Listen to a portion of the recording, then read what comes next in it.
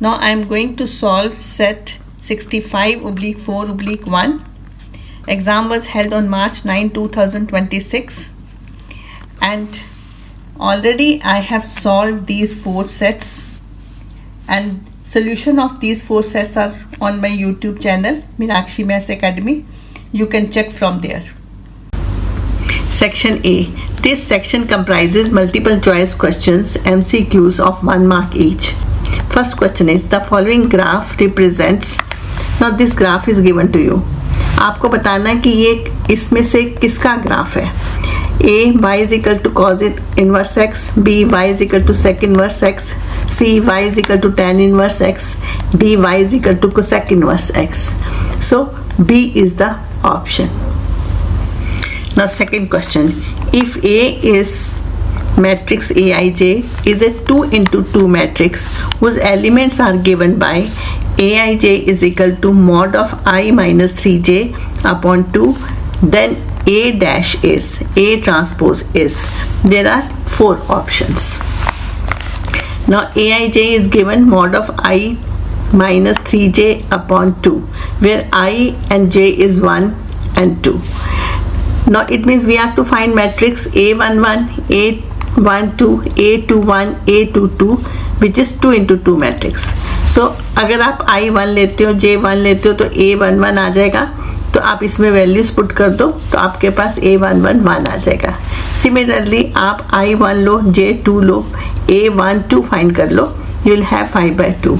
Similarly A21, similarly A22.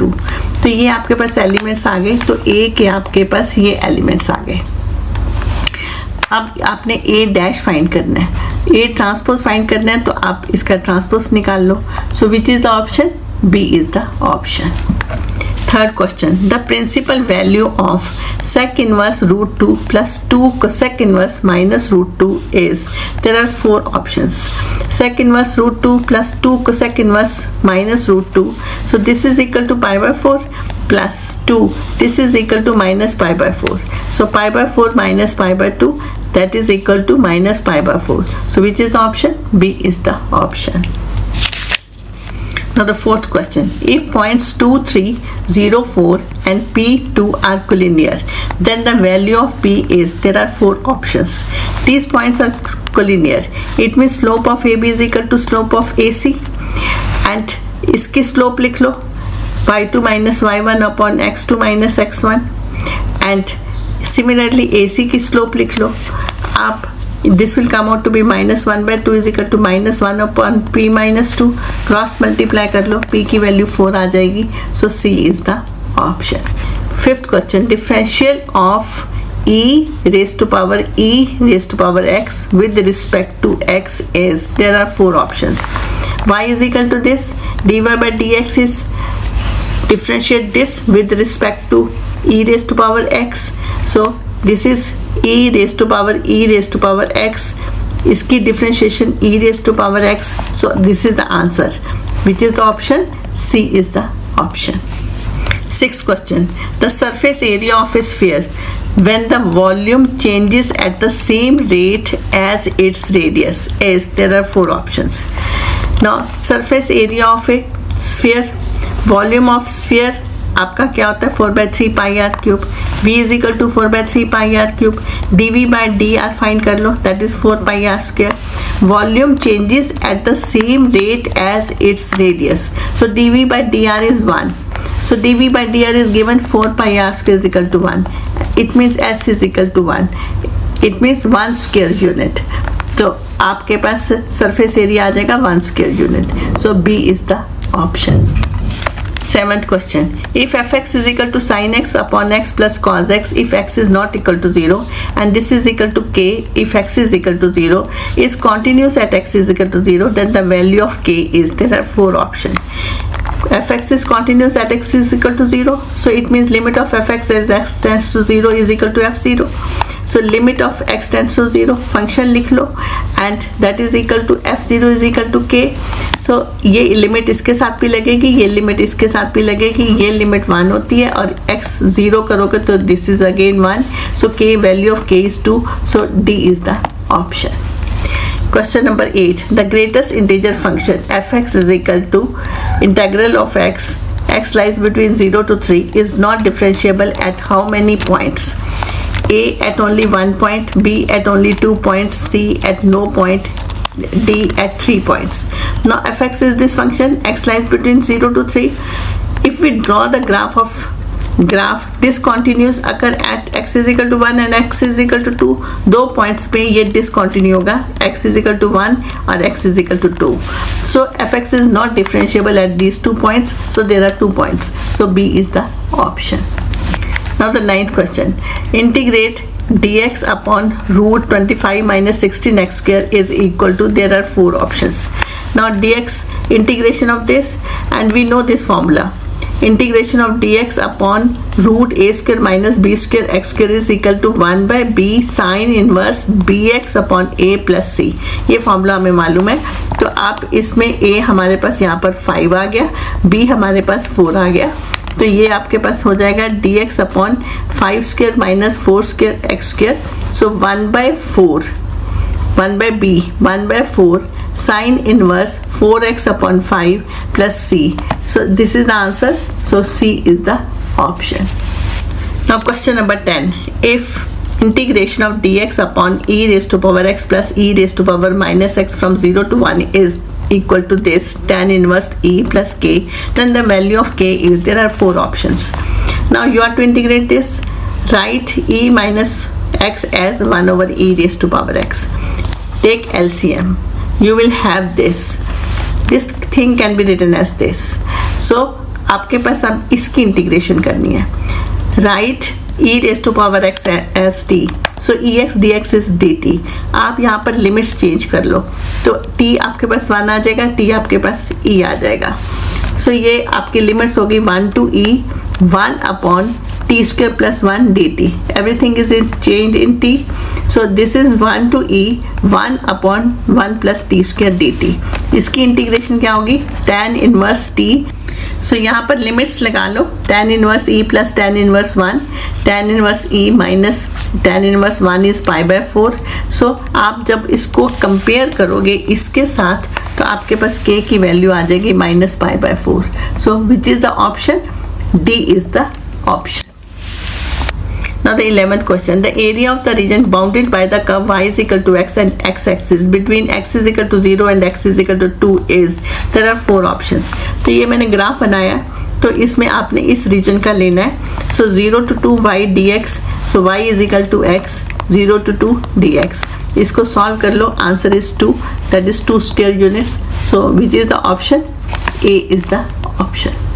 12th question. Product of the order and degree of differential equation 1 plus dy by dx whole cube is equal to lambda d cube y dx cube raised to power 2 is, there are 4 options.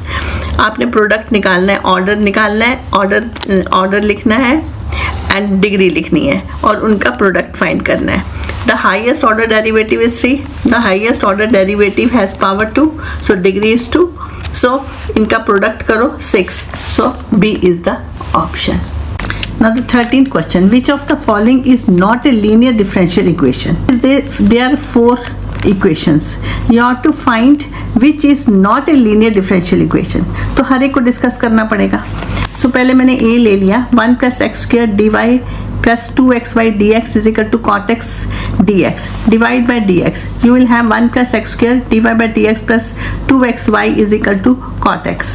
Divide by 1 plus x square. You will have dy by dx plus 2x upon 1 plus x square y is equal to cot x upon 1 plus x square. Now this is linear in y. Now b is y plus d by dx xy is equal to x sin x plus log x.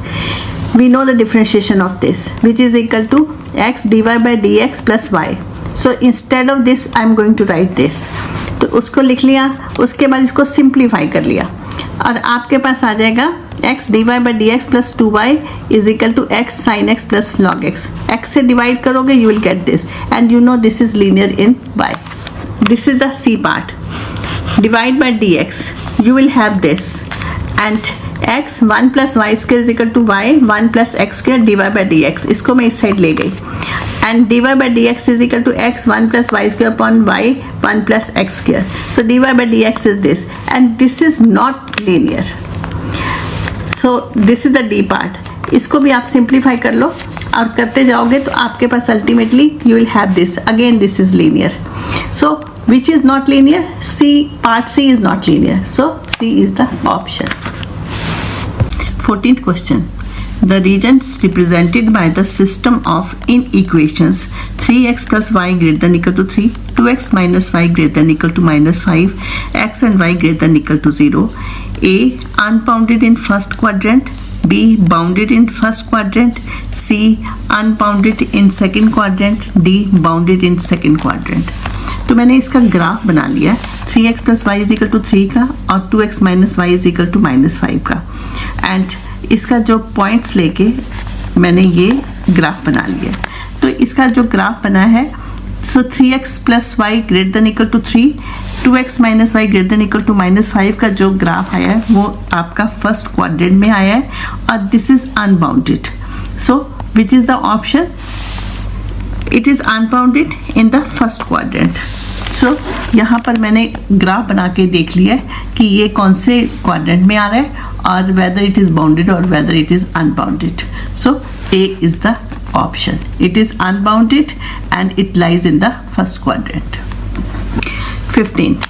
In the graph, the feasible region representing the linear programming problem for maximizing objective function z is equal to px plus qy, pq greater than 0 is shaded. If all points on segment AB give maximum z, then which of the following is true? ये आपके पास graph आपको provide किया गया है. ये आपके पास 4 options हैं, आपको करेक्ट बताना है. तो आपके पास इस ग्राफ में ये आपके कॉर्नर पॉइंट्स आ गए. ए बी आपके पास लाइन सेगमेंट आ गया. अब हमने डिस्कस करना है कि इसमें से कौन सा करेक्ट है. Corner points of the feasible region are, this is A05, O00, C50, B34. Now it is given all points on the segment AB give maximum Z. So it implies objective line must be parallel to AB. Objective line हमारी आगे k is equal to P X plus Q Y. तो इसकी जो slope होगी और A B की जो slope होगी वो इक्वल होगी. इसकी स्लोप हो गई आपकी minus P by Q, coefficient of X minus coefficient of X upon coefficient of Y, तो वो इसकी स्लोप आ गई. और स्लोप ऑफ ए बी आ गया आपके पास ए और बी के कोऑर्डिनेट्स हैं, तो वहाँ से y2 minus y1 upon x2 minus x1, 4 minus 5 upon 3 minus 0 is equal to minus 1/3 आ गई.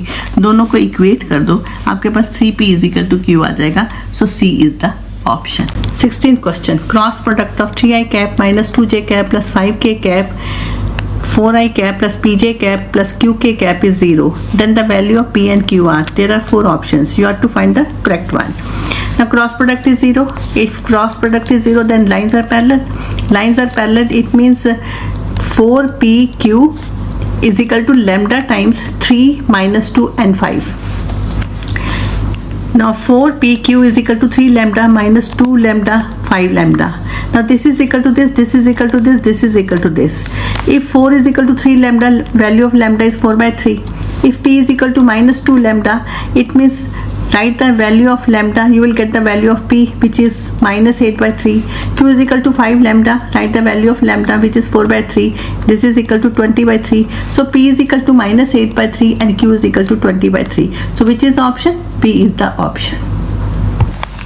Now question number 17. 3 points A 0 1 1, B 2 0 minus 1 and C 1 0 3 form triangle ABC. The area of triangle ABC is, there are 4 options. Now ABC के points दिए हुए हैं. Area होता है 1/2 AB cross AC, इसका magnitude. अब आप AB फाइंड कर लो, वेक्टर AC फाइंड कर लो और इनका क्रॉस प्रोडक्ट फाइंड कर लो. आप कर सकते हो. इसका मैग्नीट्यूड फाइंड कर लो. तो आप फार्मूला लिखो, उसमें सब्स्टिट्यूट करो values. So which is the option? A is the option. Question number 18. A box contains 4 red, 5 blue and 1 green marble. A child randomly taken out a marble from a box, notes down the color and puts it back in the box. If the activity is repeated 3 times, what is the probability that at least 1 marble is red? There are 4 options. Now a box has 4 red, 5 blue and 1 green marble. Total marble कितने हो गए? 10. A marble is drawn from the box, then its color is noted and then the child put it back in the box. The process is repeated 3 times. We are to find at least 1 marble is red. तो मैंने यहाँ question दोबारा से थोड़ा सा लिख दिया था. तो आपने क्या निकालना है? We are to find at least 1 marble is red. Probability at least 1 marble is red. It means इसको हम अगर ऐसे सॉल्व करते हैं 1 minus probability no marble is red, तो इसको हम इस तरह से लिख सकते हैं 1 minus probability not red marble, probability not red marble, probability not red marble, because this process is repeated 3 times. So 1 minus, अब you see probability red marble के आने की प्रोबेबिलिटी कितनी है? 4/10. नॉन रेड आने की प्रोबेबिलिटी कितनी है? 1 minus 4/10 that is 6/10.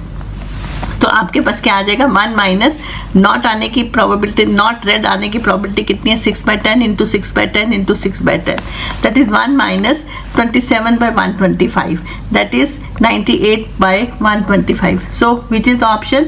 D is the option. Now questions number 19 and 20 are assertion and reason based questions. 2 statements are given, one labeled assertion A and the other labeled reason R. Select the correct answer from the code A, B, C, D as given below. A. Both assertion A and reason R are true, but reason R is the correct explanation of assertion A. B. Both assertion A and reason R are true, but reason R is not the correct explanation of assertion A. C. Assertion A is true, but reason R is false. D. Assertion A is false, but reason R is true.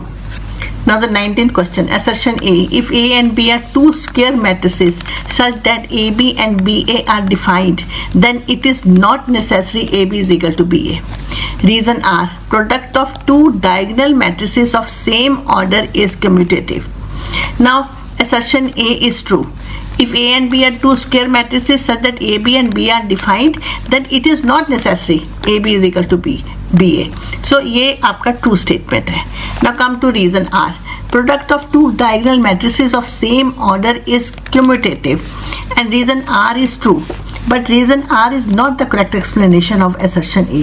So B is the option. Now 20th question, assertion A. A function f from n to n given by fx is equal to x cube plus 2 for every x belongs to n is 1 1 but not onto. Reason R. Since for every n which is codomain, there doesn't exist x is equal to y minus 2 raised to power 1 by 3 in n in domain such that fx is equal to x cube plus 2 is equal to y. Now let us check assertion A.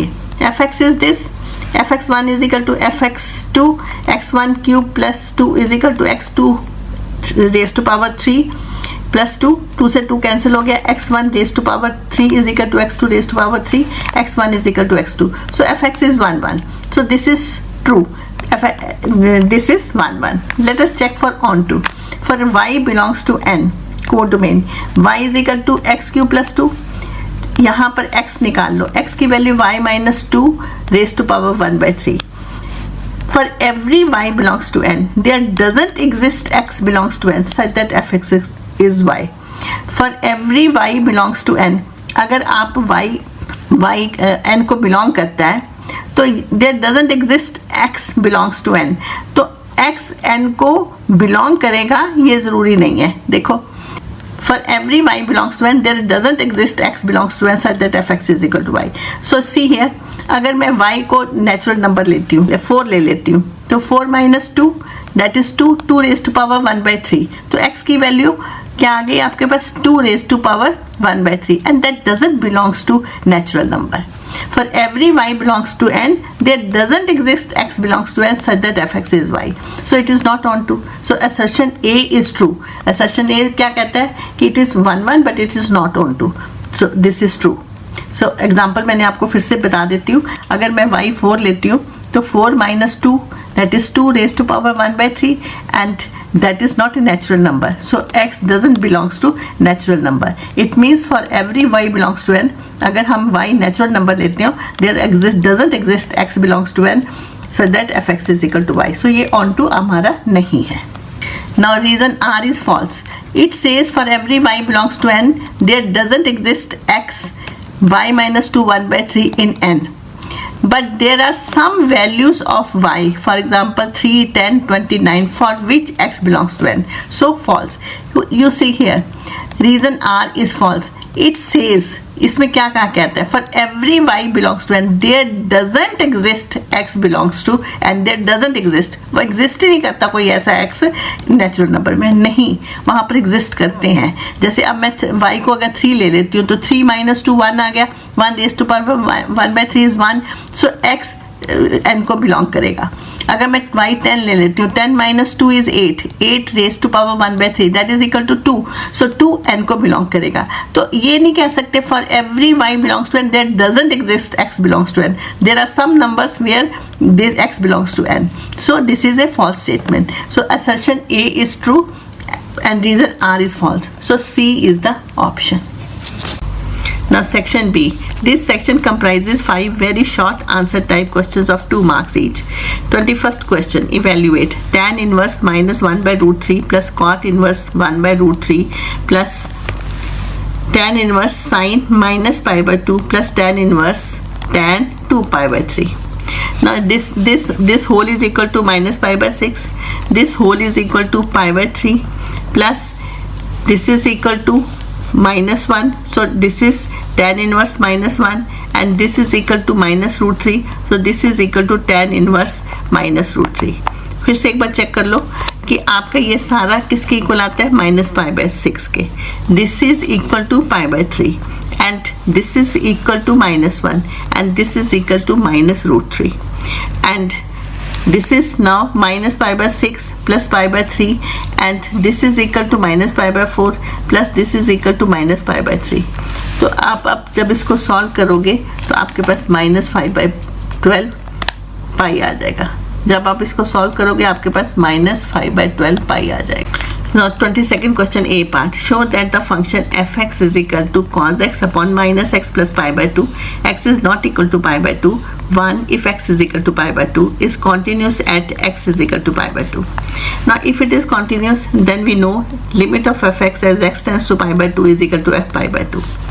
So limit of x tends to pi by 2 function लिख दो cos x upon minus x pi by 2 is equal to 1. So limit x tends to pi by 2 cos x upon pi by 2 minus x is equal to cos pi by 2 upon pi by 2 minus pi by 2 that is equal to 0 by 0 form. तो ये भी 0 होता है, ये भी 0 होता है, तो ये 0 by 0 फॉर्म हो जाती है. If it is a 0 by 0 form we apply L hospitals rule. तो उसके अकॉर्डिंगली आप इसकी भी डेरिवेशन करते हो, आप इसकी भी डेरिवेशन करते हो. सो आपके पास आ गया limit x tends to pi by 2, cos x की डेरिवेशन हो गई माइनस साइन एक्स और इसकी डेरिवेशन हो गई minus 1. So this is equal to limit x tends to pi by 2 sin x upon 1. So this is sin pi by 2 that is equal to 1. तो आपके पास क्या आ गया, इसका मतलब इसकी जो लिमिट निकाली that is 1, 1 is equal to 1. So function is continuous at x. So function is continuous at x pi by 2. So this is what we want to prove. Now 22nd question B part. Find whether the function fx is equal to x minus 1, x less than 2, 2x minus 3, x greater than equal to 2 at x is equal to 2 is differentiable or not. पहले हम left hand derivative लेंगे. Limit h tends to 0 minus f2 plus h minus f2 upon h. तो आपने जब h tends to 0 minus होगा तो इसका मतलब ये आपका अगर h 0 से कम है तो ये आपका कौन सा फंक्शन लोगे, 2 से लेस वाला. सो ये वाला फंक्शन लोगे. सो आपके पास आ जाएगा 2 plus h minus 1 minus f2 पे आप ये फंक्शन लोगे 2 into 2 minus 3 upon h. h plus 1 minus 1 upon h, limit h tends to 0, this is h by h that is 1.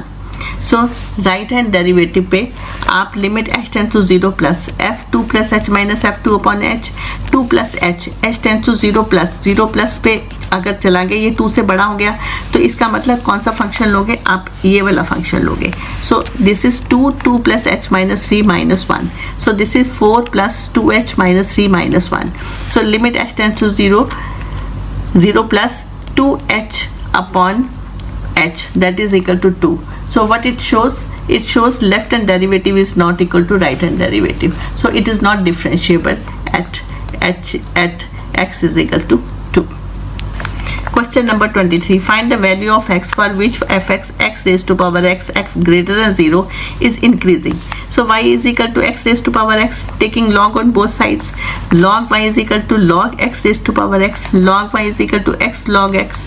So इसकी डिफ्रेंशिएशन करो. 1 by y dy by dx is equal to, ये आपका product rule लगा, log x plus x into 1 by x. So dy by dx is y log x plus 1. dy by dx is equal to x raised to power x log x plus 1. Now x raised to power x is greater than 0 for x greater than 0. We know that. Now function is increasing.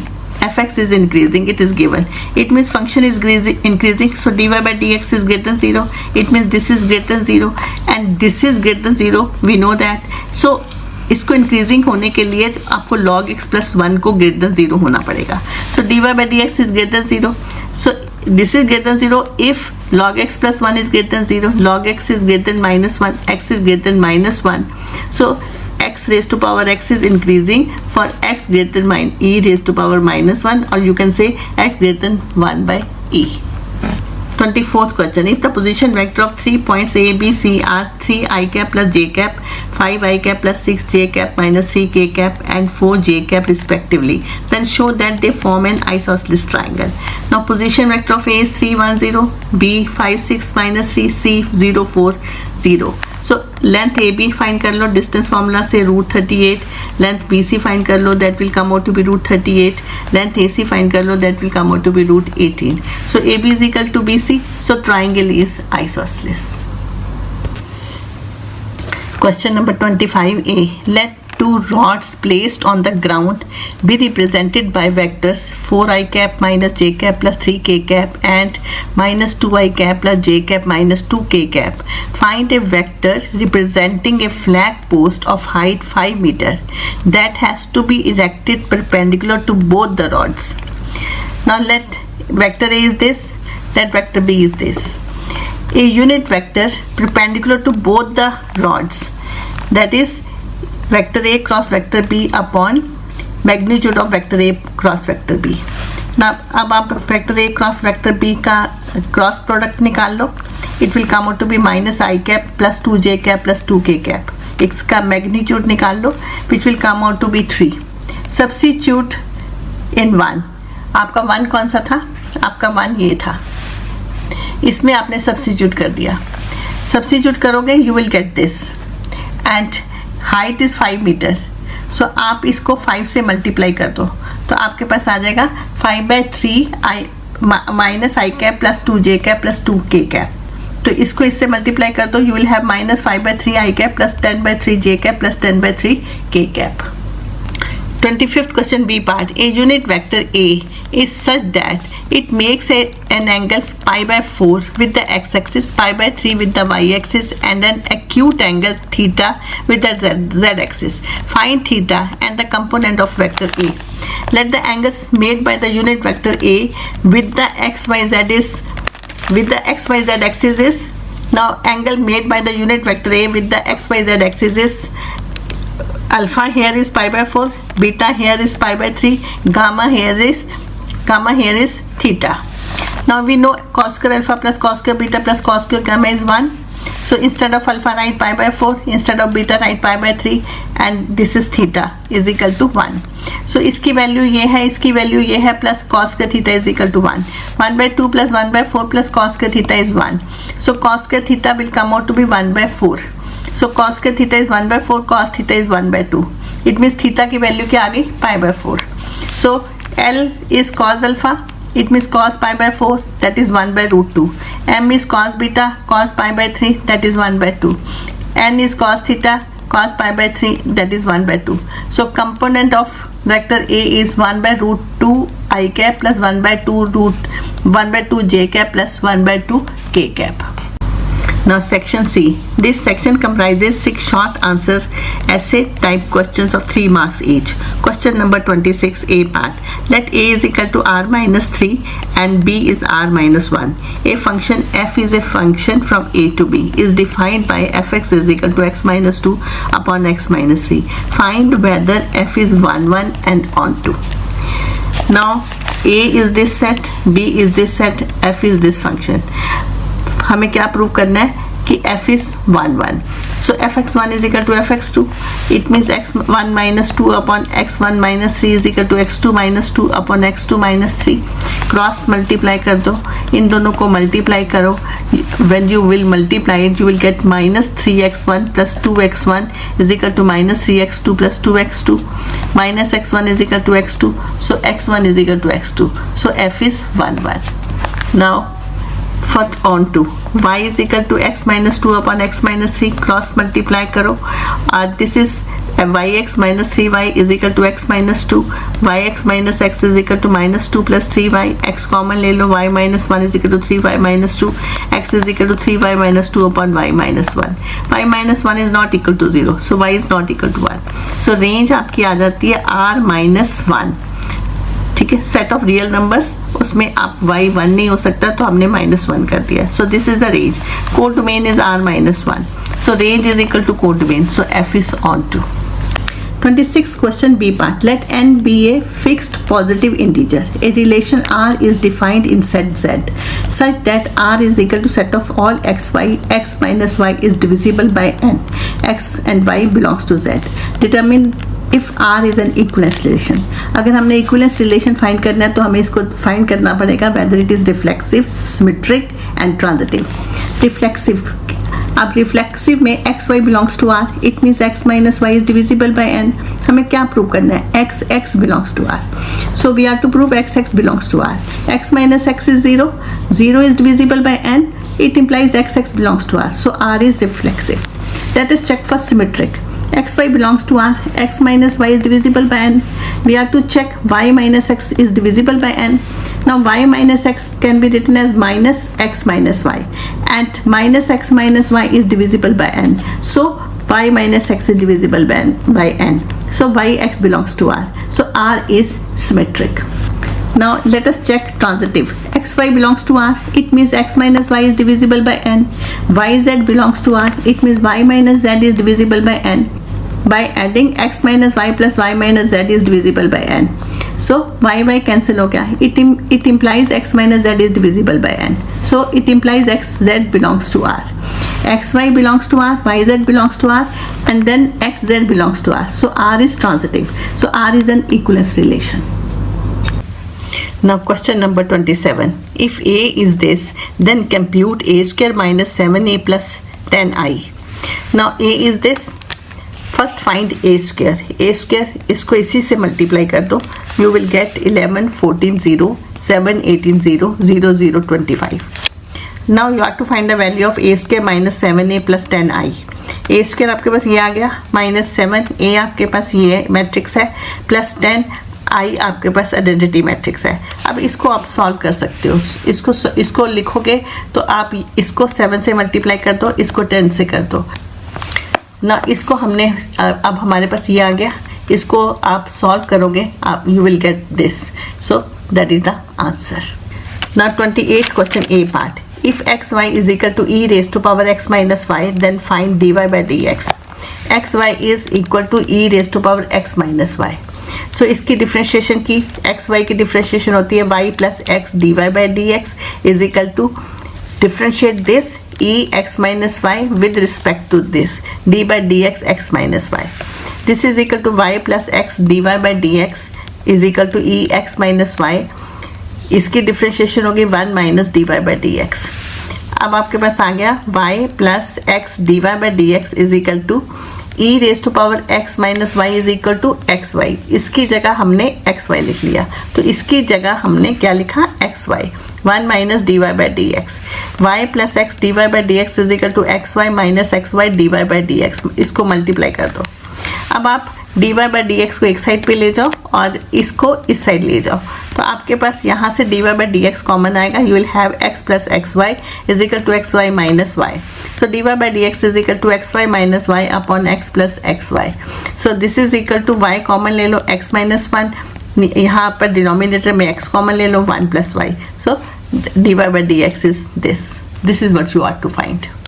Now differentiate 28th question B part. Tan inverse root 1 plus x square minus root 1 minus x square upon root 1 plus x square plus root 1 minus x square with respect to cos inverse x square.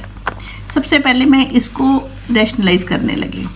तो इसको rationalise करोगे, आप इससे multiply करोगे, इससे divide करोगे, और now solve this. This into this is a minus b whole square, and this into this is a square minus b square. So after solving this you will have 1 plus x square plus 1 minus x square minus 2 times root 1 minus x raised to power 4. यहाँ पर मैंने identity लगाई है।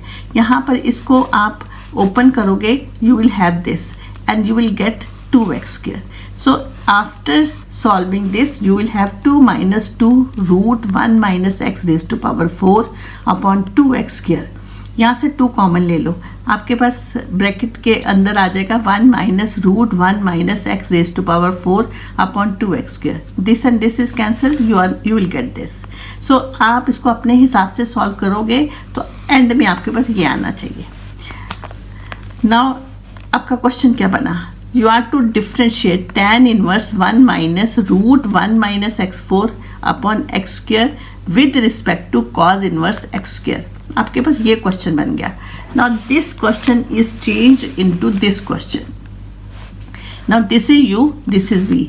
u आप इसको u का नाम दे दो, इसको v का नाम दे दो, और आपने अब क्या निकालना है? Differentiate with respect to this, it mean differentiate u with respect to v. So आपने du बाई dv फाइंड करना है। सो मैंने यहाँ पर, सो this is u, this is v, find du by dv. u is this. अब आप du by dx find कर लो। तो यहाँ पर मैंने x स्क्वायर को क्या ले लिया? Sine theta. x raise to power 4 हो जाएगा sine square theta. So 1 minus x raise to power 4 हो जाएगा 1 minus sine square theta, that is equal to cos square theta. So root 1 minus x raise to power 4 हो जाएगा आपके पास cos theta. इसका root करोगे तो इसका भी रूट आ जाएगा। अब आपके पास ये जो u था, this u becomes tan inverse 1 minus cos theta upon sine theta. So u is equal to tan inverse 1 minus cos theta upon sin theta. 1 minus cos theta is 2 sin square theta by 2. Sin theta is 2 sin theta by 2 cos theta by 2. 2 से 2 cancel हो गया, sin theta by 2 से sin theta by 2 cancel हो गया. You are left with tan inverse sin theta by 2 upon cos theta by 2. Tan inverse tan theta by 2. It means you will have theta by 2. So u is theta by 2. Theta is 1 by 2 sin inverse x square. Now if x square is sin theta, then theta is sin inverse x square. So theta की जगह हमने क्या लिख दिया? sin inverse x square. So u आपके पास आ गया 1 by 2 sin inverse x square. So du by dx अब फाइंड करो, तो 1 by 2 1 upon root 1 minus x square. तो ये आपके पास किसकी वैल्यू है? du by dx की. Now v is cos inverse x square. So dv by dx is minus 1 upon root 1 minus x square. आपको क्या फाइंड करना था? du by dv. So du by dx upon dv by dx. du by dx is this, dv by dx is this. इसको आप solve कर लो, you will have 1 minus 1 by 2. So that is the answer. Now question number 29.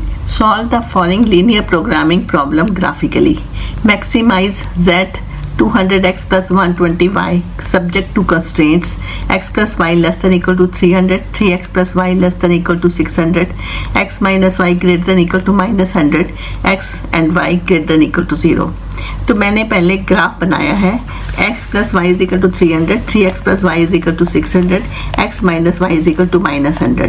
तो ये वाले मैंने points लिए हैं और मैंने ये ग्राफ बना लिया है. तो यहाँ पर मैंने इस लाइन और इस लाइन के इंटरसेक्टिंग पॉइंट्स भी निकाला है और इस लाइन और इस लाइन के इंटरसेक्टिंग पॉइंट्स भी निकाला है. तो अगर आप ग्राफिकली भी देख सकते हो वो इंटरसेक्टिंग पॉइंट्स क्या हो सकते हैं. तो ये वाला पोर्शन आपका आ गया जो आपका रीजन आया है, ठीक है.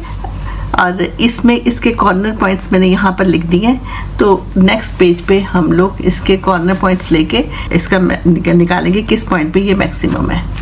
Now corner points are A B C D and E and Z is given this. तो ये कॉर्नर पॉइंट्स हो गए, ये हमारे पास जेड हो गया. मैंने यहाँ कॉर्नर पॉइंट्स लिखे हैं and this is Z. Substitute these values in this z and you will get these numbers. Z is 1200. Sorry, z is 12,000 when a is 0, 100. Z is 0 if b is this.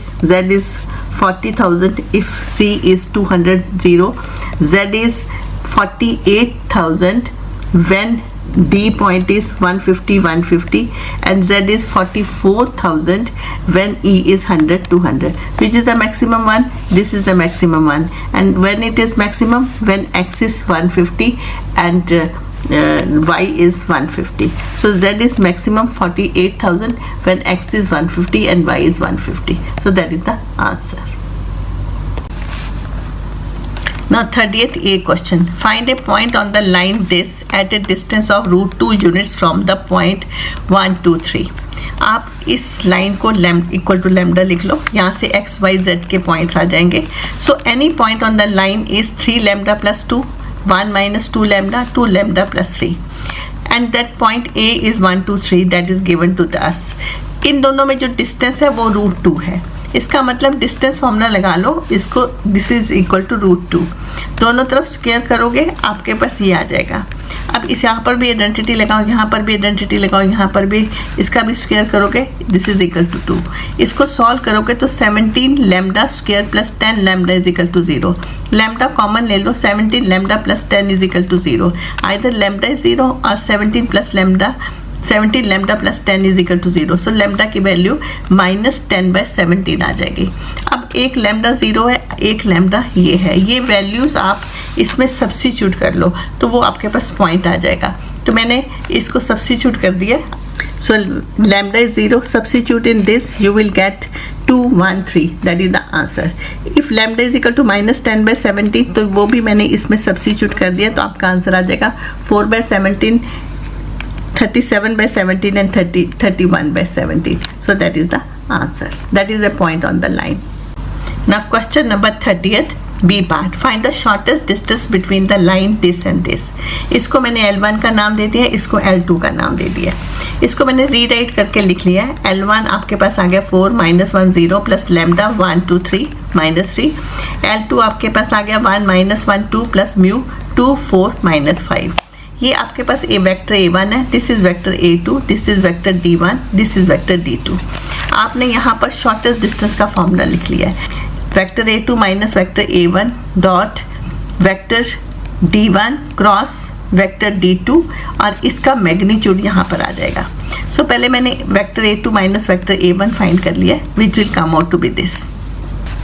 Now you have D1 vector this, D2 vector this. इनका cross product है. आप cross product आप लिख सकते हो, find कर सकते हो तो फाइंड कर लो और उसका मैग्नीट्यूड निकाल लो. This will come out to be √5. Shortest distance का फॉर्मूला लिखो, उसमें वैल्यू सब्स्टिट्यूट कर दो, सॉल्व कर लो. आपके पास आंसर आ जाएगा 6√5/5. सो that is the answer. Now question number 31. In a school, the probability of holding a debate competition is 1/3 and that of a quiz competition is 2/3.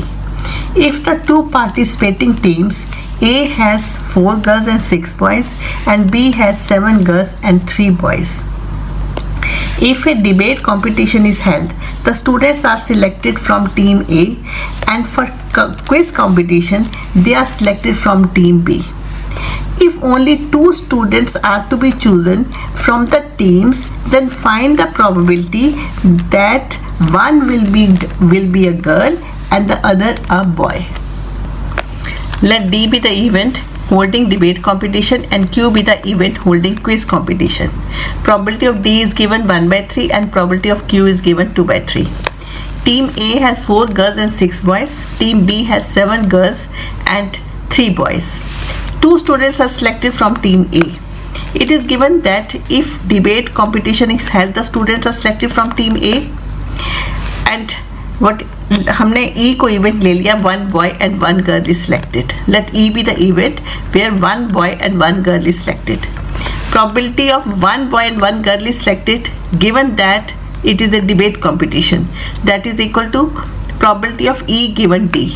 So ये आपके पास आ जाएगा 4C1 6 into 6C1 upon 10C2.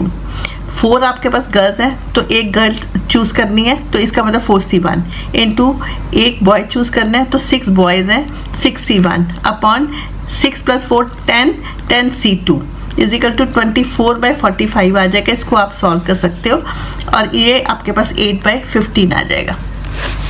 Now It is given if quiz competition is held, they are selected from team B. Quiz competition में आपने team B में से student select करने हैं, वो भी 1 boy and 1 girl. So probability of E given Q is equal to probability 1 boy and 1 girl is selected given that it is a quiz competition. So there are 7 girls. So 7 में से एक लड़की choose की तो 7C1 into 3 में से 3 boys में से 1 चूज़ किया 3C1 अपॉन 10C2. इसको कैलकुलेट करोगे आपके पास 7/15 आ जाएगा. तो मैंने यहाँ पे ये दोबारा से लिख दिया कि E be the event 1 boy and 1 girl is selected. So total probability हमने निकालनी है प्रोबेबिलिटी ऑफ ई, मतलब 1 boy and 1 girl is selected. So that is equal to probability of D into probability of E given D plus probability of Q, probability of E given Q. You have all the values, substitute the values and you will solve. When you calculate it, you will get 22/45. So that is the answer. Section D. This section comprises 4 long answer type questions of 5 marks each. Find integrate x upon x minus 1 x square plus 4 dx. इसको हम लोग partial fraction से करने लगे. x upon x minus 1 x square plus 4 is can be written as a upon x minus 1 plus bx plus c upon x square plus 4. So x is equal to a x square plus 4 plus bx plus c x minus 1. अगर हम x को 1 ले लेते हैं तो हमारे पास a की value आ जाती है. Now compare the coefficient of x, that is c minus b is 1. Compare the coefficient of x square, it means a plus b is 0. सो यहाँ पर b के आपके a हमारे पास 1/5 है तो b आ जाएगा -1/5. So c minus b is 1. Right the value of b which is -1/5. इसको सॉल्व कर लो, you will have value of c which is 4/5. Now a is 1/5, b is -1/5, c is 4/5. Substitute in this. जब आप substitute करोगे you will get this. Now इसकी integration करो तो आपकी इसकी भी इंटीग्रेशन आ जाएगी, इसकी भी इंटीग्रेशन आ जाएगी. सो this is equal to 1/5 integrate 1 over upon x minus 1 dx minus 1/5 x minus 4 upon x square plus dx. now इसको सॉल्व कर लो तो ये आप सबके साथ इंटीग्रेशन आ जाएगी और 1/5 मैंने यहाँ कॉमन ले लिया. इसको सॉल्व करते जाओगे तो आपके पास this is the answer 1/5 log mod x minus 1 minus 1/10 log x square plus 4 plus 2/5 tan inverse x by 2 plus c. तो मेरी वीडियो पॉज कर लो और इसको चेक कर लो कि आपका इसी तरह से आंसर आ रहा है. आपका ये आंसर आना चाहिए एंड में. 32nd question B part. Evaluate x tan inverse x upon 1 plus x square raised to power 3/2 dx limit है 0 to 1. तो आप इसको लिख लो tan inverse x upon 1 plus x square raised to power 3/2 dx limit 0 to 1. This is the first function, this is the second function. इसको आप integration by parts करो. तो अगर ये आपका फर्स्ट फंक्शन है, ये सेकंड फंक्शन है, तो हम कैसे करते हैं? First function as it is, integration of the second function. तो पहले मैं इसकी इंटीग्रेशन ही आपको सॉल्व करके बता देती हूँ. तो मैंने इसमें लिमिट्स नहीं लिए और मैंने इसकी इंटीग्रेशन की है. So x upon 1 plus x square raise to power 3/2 dx इसकी इंटीग्रेशन करते हैं. तो t आप ले लो 1 प्लस एक्स स्क्वायर, dt हो जाएगा 2x dx and x dx is 1/2 dt. Now change this into t, तो आपके पास आ जाएगा 1/2 dt t raise to power 3/2 1/2 t minus 3/2 dt 1/2 minus 3/2 plus 1 upon minus 3/2 plus 1. इसको सॉल्व करोगे आपके पास आ जाएगा -1 अपॉन रूट टी. इसको x में चेंज कर लो is equal to -1 upon root 1 plus x square. तो मैंने अब इसकी इंटीग्रेशन कर देख ली, that is equal to -1 upon root 1 plus x square. अब आप इसको इंटीग्रेशन बाय पार्ट्स कर सकते हो. First function as it is, integration of the second function limit 0 to 1 minus again limit 0 to 1. इसकी आप डिफ्रेंशिएशन लिख देते हो और इसको आप एज इट इज लिख देते हो -1 upon root 1 plus x square dx. So we will have this and then इसको आप इसको मल्टीप्लाई करोगे, you will have this minus minus is plus. On the next page I am going to solve this. Now आप इसको अगर इस पर limits लगाओगे तो आपके पास ये आ जाएगा. तो इसको मैंने लिमिट्स लगा के इसको सॉल्व करके आई हैव दिस. अब बात आ गई इसकी. अब इसको मैंने 0 to 1 1/1 plus x square raise to power 3/2 dx, इसकी मैंने इंटीग्रेशन अलग से सॉल्व कर ली है। तो यहाँ पर 0 to 1 1/1 plus x square raise to power 3/2 dx, x को आप क्या ले लोगे tan थीटा, dx हो जाएगा sec square theta d theta. तो लिमिट्स भी चेंज कर लो, अगर x 0 लेते हो तो थीटा 0 हो जाता है, x 1 लेते हो तो थीटा π/4 आ जाता है। तो आपका ये चेंज होके बन गया 0 to π/4 sec square theta 1 plus tan square theta raise to power 3/2 d theta. Now this is sec square theta, 1 plus tan square theta is sec square theta raised to power 3/2 d theta। And यहाँ पर 2 से ये 2 cancel हो गया, आपके पास आ जाएगा sec square theta upon sec cube theta d theta, limit हो गई 0 to π/4, that is cos theta d theta, limit 0 to π/4, that is sin theta, और आपकी इसकी इंटीग्रेशन ये होती है तो 0 से π/4 आप लिमिट लोगे, आपके पास आ जाएगा 1/√2। अब आपके पास इसकी इंटीग्रेशन आ गई और ये आपके पास पहले ही था, तो अब आप इसमें सब्स्टिट्यूट कर दोगे इसकी इंटीग्रेशन। अब सब्स्टिट्यूट करोगे तो आपके पास -π/4√2 plus 1/√2, that is -π + 4/4√2, that is 4 - π/4√2, that is the answer. Now question number 33. Using integration, find the area of the region enclosed by the curve y is equal to mod x minus 6, the x-axis, and the between x is equal to 4 and x is equal to 8. Now y is equal to mod x minus 6, इसको हमने rewrite करके लिख लिया। So y is equal to mod x minus 6 means it is x minus 6 if x is greater than equal to 6. It is minus x minus 6 if x is less than 6. It means it is x minus 6 if x is greater than equal to 6. It is 6 minus x if x is less than 6. तो यहाँ पर मैंने ये दोनों function लिखे हैं, इस पे इसके पॉइंट्स, ये फंक्शन के मैंने पॉइंट्स यहाँ पर लिए और इस फंक्शन के मैंने पॉइंट्स यहाँ लिए हैं और उनका मैंने ग्राफ बना लिया है, और ग्राफ में आपने इसका और इसका एरिया फाइंड करना है। सो आपने एरिया आपका हो जाएगा 4 to 6, 6 minus 6, 6 minus x dx plus 6 to 8 x minus 6 dx। सो आपने इसको सॉल्व कर लिया तो इसका आंसर आ जाएगा 4 square unit। So that is the answer. Now question number 34 A part, solve the differential equation y e raised to power y dx is equal to y cube plus 2x e raised to power y dy when y0 is equal to 1. Now this is the equation. We have to solve this. Now y e raised to power y dx upon dy, इस dy को यहाँ ले आओ, you will have y cube plus 2x e raised to power y. Now divide this by y e raised to power y. अब जब आप इसको divide करोगे this will be dx by dy, y cube upon y e raise to power y plus e x e raise to power y upon y e raise to power y, ये और ये cancel हो गया।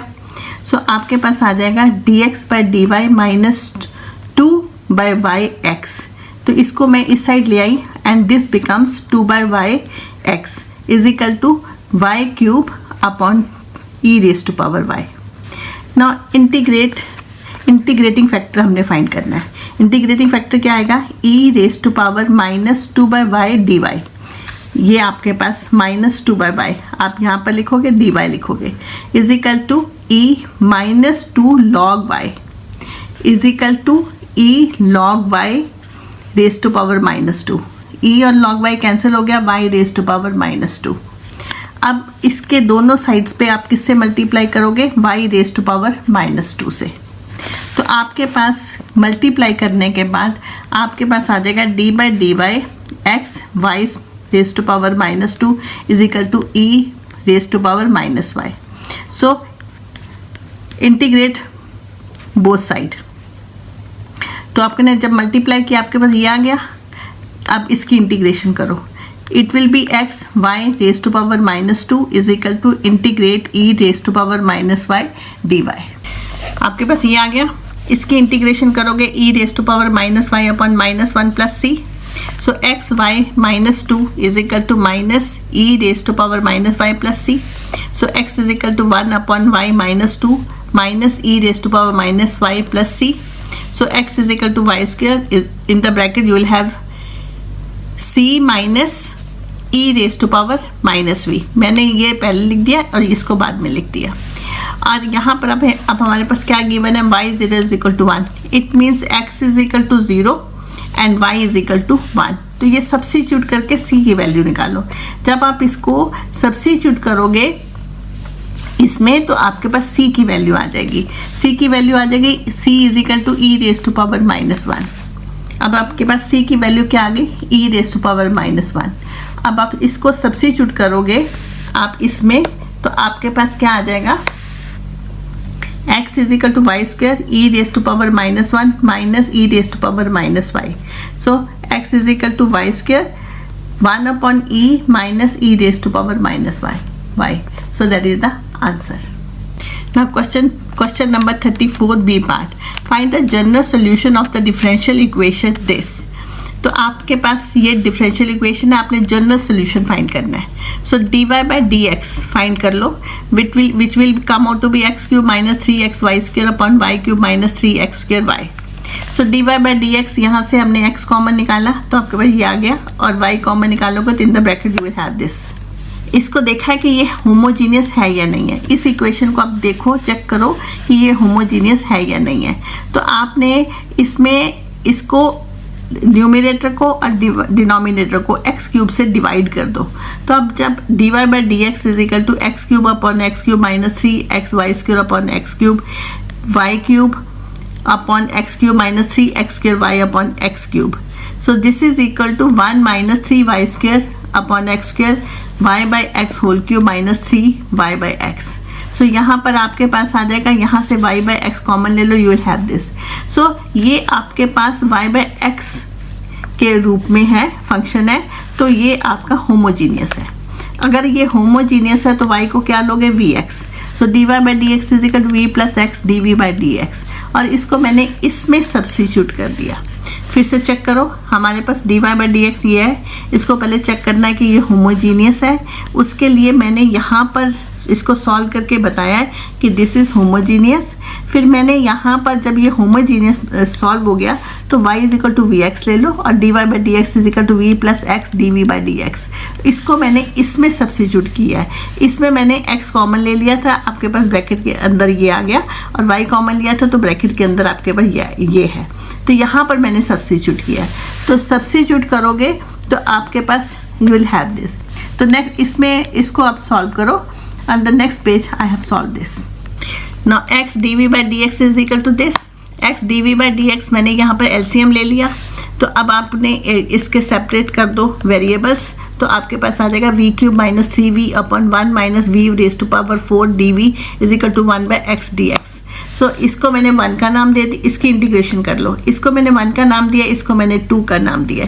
तो पहले मैंने इसको solve कर दिया, तो ये तो सॉल्व हो जाएगा। दिस इज, इसकी इंटीग्रेशन क्या होती है, लॉग मॉड एक्स, तो ये तो इजी है। तो मैंने इसको सॉल्व किया है, इसको मैंने 1 का नाम दिया है। तो इसको मैंने जब सॉल्व किया तो इसके आप फैक्टर्स बना लो, 1 minus v raise to power 4 के 1 minus we square 1 plus we square.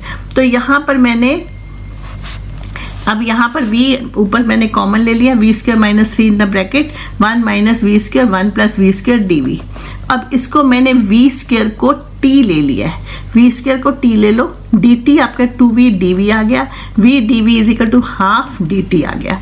तो ये सारा मैंने t में कन्वर्ट कर दिया है, t minus 3 dt 2 1 minus t 1 plus t। So this is equal to 1 by 2 t minus 3 upon 1 minus t 1 plus t dt।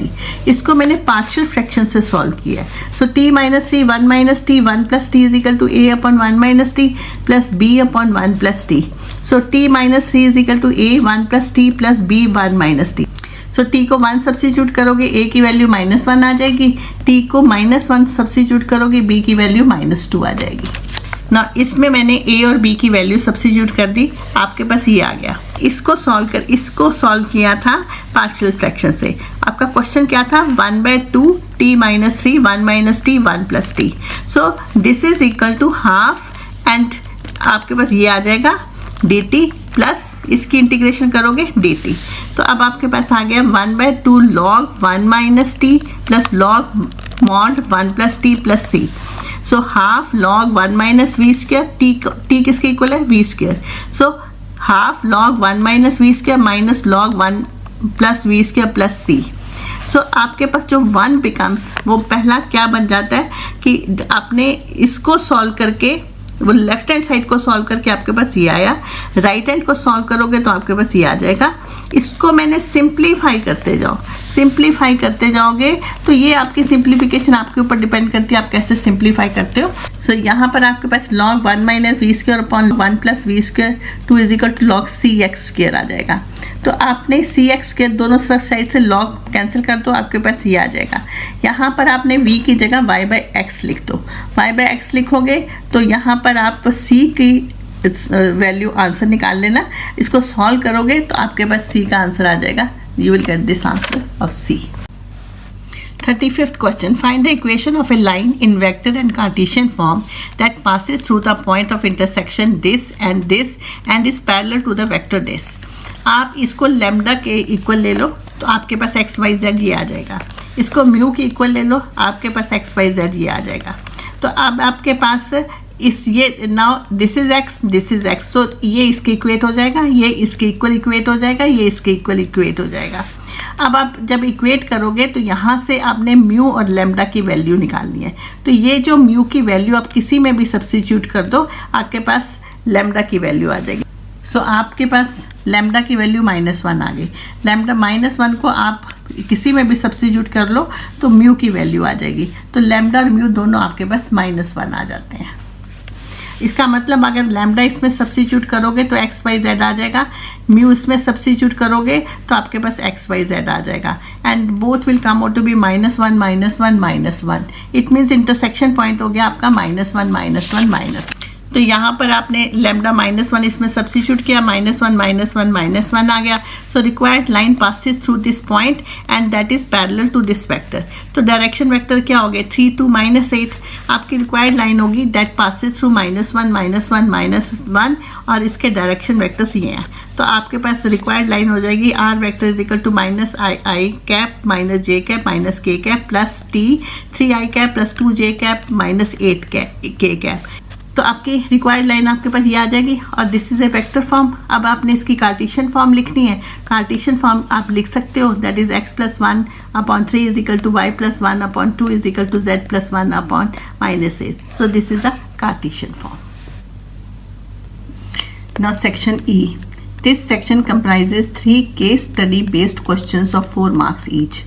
Case study 1. Question number 36. At a birthday party, children are being served orange juice in conical cups as shown in the figure. आपके पास ये figure दिया हुआ है, ये आपका conical cup है। This is capital R radius and this is 5 centimetre. This is R, this is small r, and this is the radius of this cone, and this height is h, and this height is 15 centimeter, and this angle is alpha. So ये आपके पास figure है। Each cup is 15 centimeter deep and has a radius 5 centimeter. The juice is being poured into this cup at a rate of 0.1 centimeter cube per second. On the basis of the above information, answer the following questions. First question. Establish a relation between the height h of the juice in the cup and radius r of the surface of the juice in the cup if the semi-vertical angle of the cone is alpha. Second. At what rate in the juice level in the cup rising when the juice is 6 centimeter deep? Third A part. When the juice is 6 centimeter deep, then find at what rate is the upper surface area of the juice increasing. Third B part. When the juice is 6 centimeter deep, then find the rate at which the wetted surface area of the cup is increasing. Now, what is given? H is the cone height, which is 15 centimeter. Small h is the height of the juice. R, capital R is radius of the cone, which is 5 centimeter. dV by dt is 0.1 centimeter cube per second. So this is given to us. First question. Establish a relationship between the height h of the juice and the radius r of the surface of the juice in the cup if the semi-vertical angle of the cone is alpha. अब हमारे पास ये figure है, मैंने दोबारा से बना दिया ये फिगर. अब इसमें this is the triangle and this is the bigger triangle, and both these triangles are similar. This smaller triangle and this bigger triangle is similar. It means sides are proportional. So triangle AOC and triangle AOC dash are similar. So R upon capital R is equal to H upon capital H. It means R upon 5 is equal to H upon 15. R upon H is equal to 15 by 15.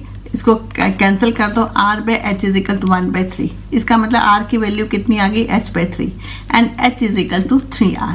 तो ये relationship आ गया हमारा between H and R. This is the relationship. So this is the answer of the first question.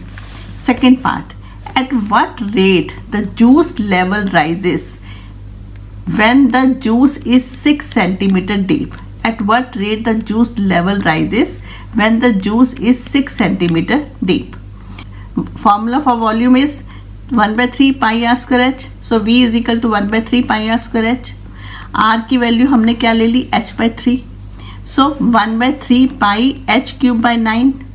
V is equal to pi h cube upon 27. So this is V. Now differentiate with respect to t. dv by dt is equal to pi by 27 3h square dh by dt. इसको cut करो. dv by dt हमारे पास कितना है? 0.1. तो इसकी value substitute कर ली और हमारे पास ये आ गया.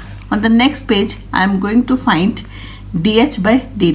क्वेश्चन हमारा था at what rate the juice level rises when the juice is 6 centimetre deep. सो हमने dh by dt फाइंड करना है और h हमारे पास कितना है? 6 है. सो वैल्यू हम h की यहाँ पर सब्सिट्यूट कर देंगे, हमारे पास dh by dt आ जाएगा.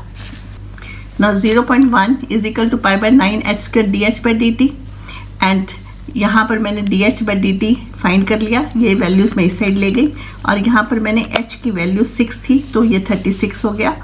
h स्क्वायर हमारा 36 हो गया. तो ये हमारे पास dh by dt आ गया which is 1/40 pi. So dh by dt is 1/40 pi centimetre per second. Find the rate of increase of upper surface area when h is 6 centimeter. Find the rate of increase of upper surface area when h is 6 centimeter. Now surface area का formula क्या है? pi r square.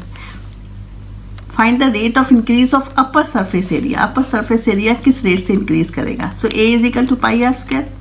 r आप h/3 ले लो. a is equal to pi h/3 whole square. a is equal to pi h square by 9 h square. a is equal to pi h square by 9. So dA by dt find कर लो. pi 2h by 9 dh by dt.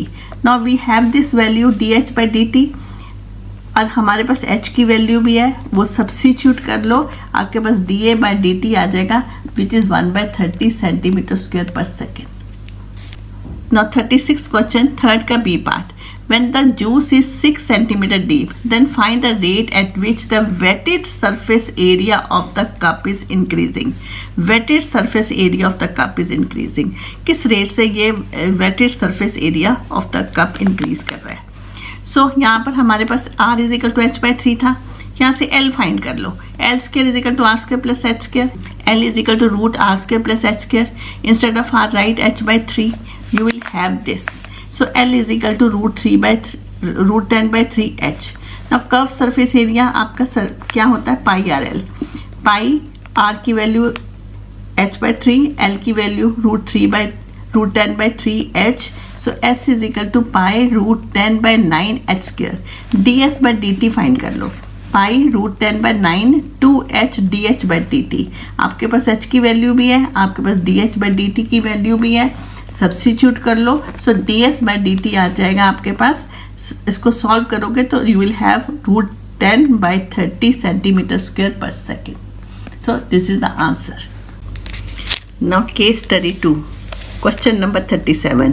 A carpenter needs to design box in a shape of a cuboid such that the sum of its length and breadth is 3 centimeter more than its height, twice of its length, thrice of its breadth, and its height add up to 10 centimeter. Its breadth added to 7 times its height is 1 centimeter less than 3 times its length. On the basis of above information, answer the following questions.